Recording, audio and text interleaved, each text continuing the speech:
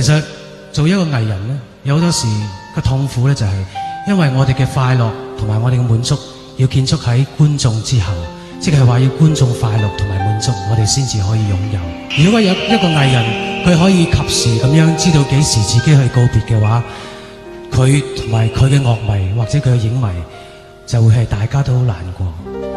但係如果有一日當我哋跌咗落嚟嘅時候，當我哋要離開嘅時候，就只有我自己一個人難受。所以我係一個聰明人，我一定會走這邊。 Do you know me? No. No? 我名咧就叫阿占，我係通天大道嚟噶，聽日睇報紙啊！